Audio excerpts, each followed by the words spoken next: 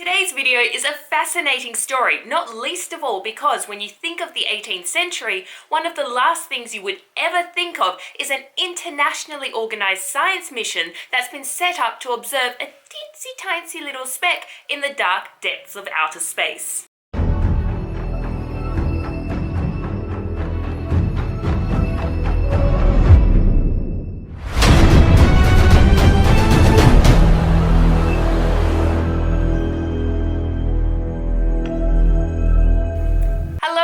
Welcome to another episode of Boring History. My name is Angela and today's video is a bit of a random topic, and to be honest, I wasn't sure if I should make this video. And then I remembered one of the main reasons I made this channel is so that I would have somewhere to share all the random things that I come across. And this story was actually shared in the solar system unit that I'm doing this semester. And you know what? I'm pretty sure there are going to be some questions on this topic in the exam, which means that this video just went from procrastination to officially being study. Alright, so to begin with, let's talk some science. Or at least some astronomy. What is the transit of Venus? Well, for starters, Venus isn't the only planet that can transit.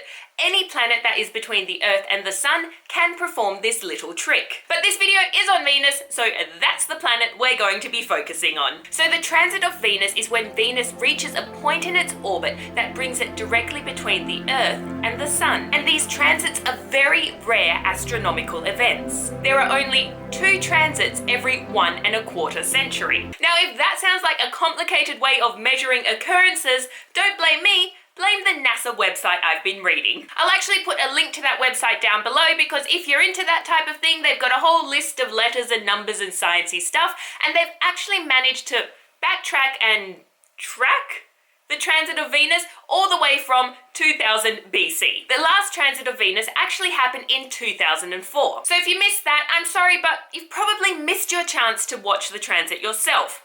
Unless, of course, you're planning on living all the way to 2117. Alright, so now we know the what. Let's move on to the why. Why did these people in the 1700s care about where in space Venus was floating around? Well, it actually kind of links back all the way to 1619, because by this time a German astronomer called Johannes Kepler had already kind of worked out how far all the planets were from the Sun. I say kind of, because the way he had worked out these distances was via a unit called an astronomical unit. So for example, if the Earth is 1 astronomical unit away from the Sun, that means that Venus is 0.72 astronomical units from the Sun, and so on and so on. There was just one little problem. No one actually knew the value of an astronomical unit, meaning they could see that the gap between the Sun and the planets was about this much, but they couldn't work out an accurate scale to be able to tell them how much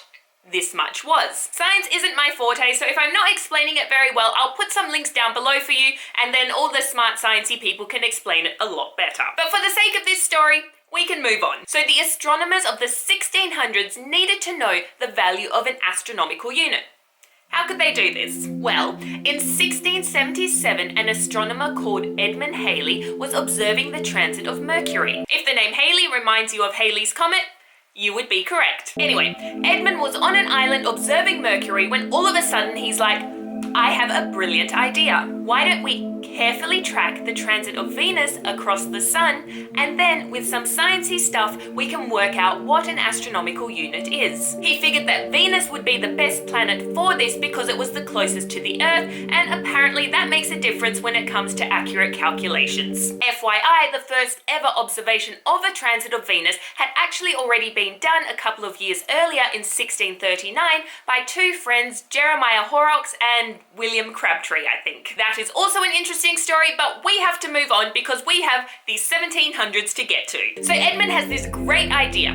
However, because of how infrequent the transit of Venus is, he also knows that he won't be alive to put this idea into action. How depressing would that be? You have this great idea, but there is physically no way that you're ever going to be able to test out your theory and find out if you're right. Anyway, towards the end of his life in 1716, Edmund challenged the astronomers of the future to a duel. Well, not a duel, but he did challenge the astronomers of the future to plan 2 major expeditions in 1761 and 1769 to observe the transit of Venus. And the astronomers of the world listened. 8 European nations sent out expeditions, and these included some of the leading astronomers of the time, and they were all working together. Now, considering that these days we have things like joint space programs and the International Space Station, the fact that 8 nations all teamed up for this mission may not seem like such a big deal. However, it most definitely was. This operation to track the transit of Venus actually occurred during the height of the 7-Year War, aka the French and Indian War, and a lot of the nations involved weren't even on speaking terms. For even more context, it's even been suggested that this war should actually be considered as the First World War. So all these astronomers from all around the world went to all these different locations and got ready to observe the transit of Venus. There were astronomers in South Africa, Siberia, Paris, St. Petersburg, in the middle of the Indian Ocean.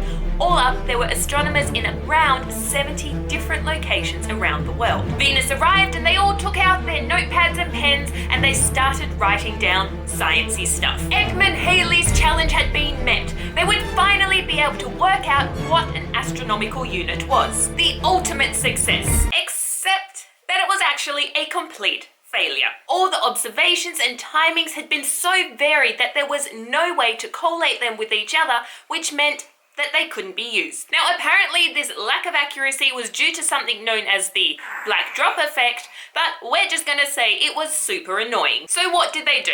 Well, they waited for 1769 to roll around and they tried again. This time, 11 European nations sent out expeditions with the creme de la creme of astronomers. There were 150 astronomers and their assistants in total. One of these astronomers included Captain James Cook, who, if you're familiar at all with Australian history, is a guy you definitely would have heard of. I'll link the story of Cook's expedition down below in case you want to read about the whole thing. But we're going to move on because we want to find out, how did this second attempt turn out? Unfortunately, these annoying black drops were still around. And even though the overall results had improved, the results were still too broad and varied to be able to determine an accurate value of an astronomical unit. And the worst part?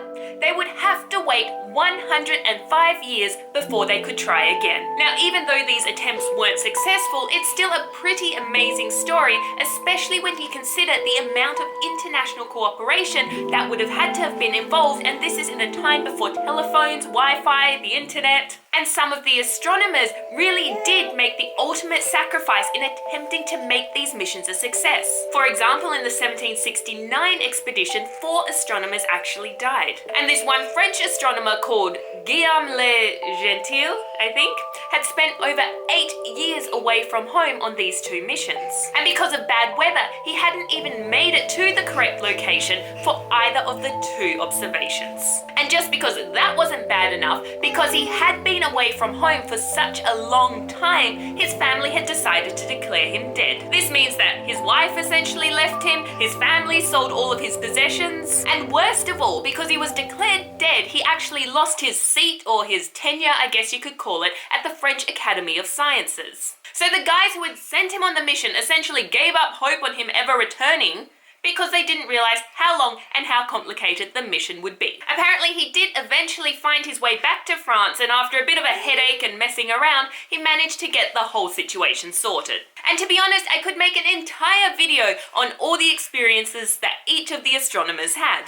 But then this video would be 500 hours long, and let's be honest, nobody wants to hear me blab for that amount of time. So for now, I'll just say I hope you've enjoyed today's topic. I know I really found it interesting, not least of all because a space mission in the 1700s is not something that you typically expect to hear about. Oh, and if you happen to know the result of the 1874 mission to track the transit of Venus, let me know in the comments down below. But for now, thank you so much for joining me. I hope you'll consider subscribing because I look forward to sharing even more boring history with you in the future.